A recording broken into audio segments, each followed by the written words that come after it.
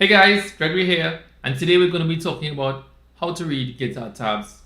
Now, tabs are really just a simple form of music notation that is a lot easier to read than sheet music. So it's something that you can get into from the very first day of playing the guitar. So there is a drawback to using tabs over sheet music, and that disadvantage is in the fact that tabs, at least traditionally, don't contain any rhythmic information. In other words, it does not tell you how long to play the notes. It does tell you which notes to play, but it doesn't say how long to play them. And that's an important piece of information. So whenever you're learning to play a song using tabs, you really need to know what the song sounds like in order to use the tabs effectively. Alright, so there is a flip side, however. And the flip side is that we live in a modern age. So a lot of times when you come across tabs on the internet, most times it is actually strung along with someone playing the song. In other words, you tend to see it in videos where you can actually see the person playing the song while the tab is on the screen. Or sometimes you might come across a program where they actually program the song into the tab so you can play the tab, see it, and hear it at the same time. So it kind of fills in for that gap of not actually seeing the rhythm written onto the tab. Alright, so let's go. One of the first things you'll notice on the diagram is that there are 6 horizontal lines. Each one of these lines represent a string on the guitar. So the topmost line represents the high E string, which is actually the string that's physically lowest on the guitar. The next thing we may notice are the vertical lines, and these vertical lines represent the bars in the song, so they just give you an idea as to how the notes are grouped rhythmically. So last but most importantly, we have numbers written on the tab, and these numbers represent the frets that we're going to play. Okay, so let's put this all together now. The tab is meant to be read from left to right, and if we do that, the first number that we come across is a 2. Now the numbers represent the frets, so that means 2nd fret, but that 2 is actually on the 3rd line, so that means the 2nd fret on the 3rd string. So we're going to play that 2nd fret, 3rd string. Right? Next number in that order, left to right, would be a 3. So that's 3rd fret. It's on the 2nd line, so that means the 2nd string. So 3rd fret, 2nd string. And then the next number is a 2, 2nd fret. It's on the same line, so 2nd string. Then we have a 3 on the same string again. And then we have a 2 on the 1st string. Okay? Now next we have a 0. 0 quite simply means the open string. So it means you play that string that the number is on, 0, but without fretting anything. Okay? And then we just continue. We have 3 on the 2nd string, open 1st string, and then 2nd fret on the 1st string. It's that easy. Okay, so now that we've done that, what song is this? Well, I know what song it is. I'm going to tell you what song it is, and then maybe it might make a little bit more sense. This is actually the first part of Auld Lang Syne. So with that said, if you were to play it again, you might kind of play the notes with that song in mind, meaning that you might play the rhythm of certain notes to fit what you think that melody should sound like, provided that you know what song I'm talking about.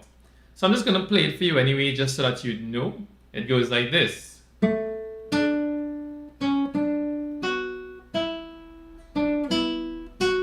That's it, a short little piece. So let's take a look at another tab.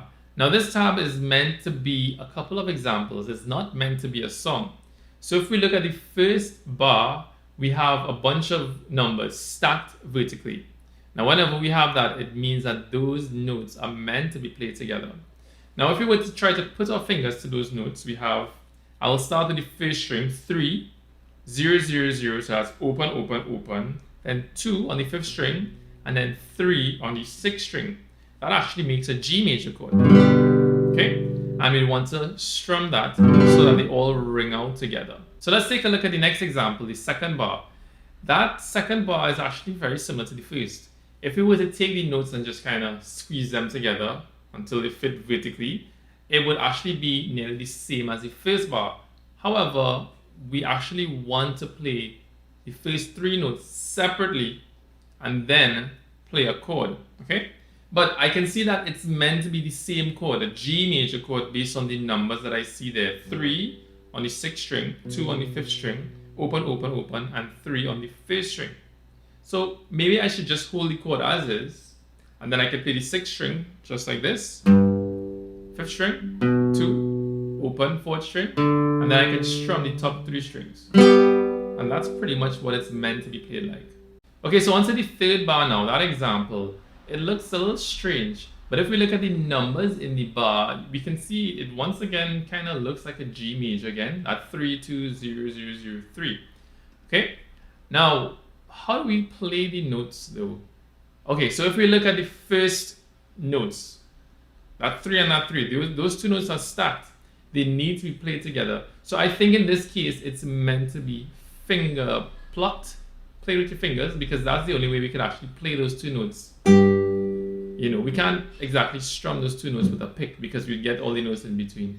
So in this case, I think it's meant to be plucked with your fingers, right?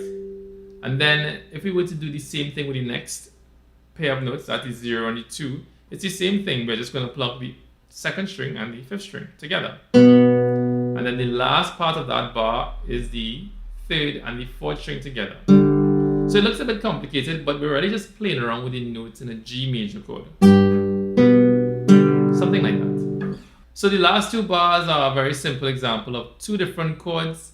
If we were to put our fingers to the numbers, starting from the lowest number, the 3, which is on the 5th string, and that 2 on the 4th string, the open 3rd string, the 1 on the 2nd string, and then the open 1st string, we'd realize that that's a C major chord. And then similarly for the last bar, we have the open 4th string, we have 2 on the 3rd string, 3 on the 2nd string, and then 2 again, but on the 1st string.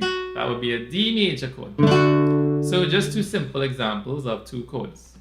Alright, so that's it for the lesson. Now there are many other things that you may find on the tab, but chances are if you're new to tabs, you're probably a little bit new to playing guitar too, and you wouldn't need to concern yourselves with all those other symbols that you may come across.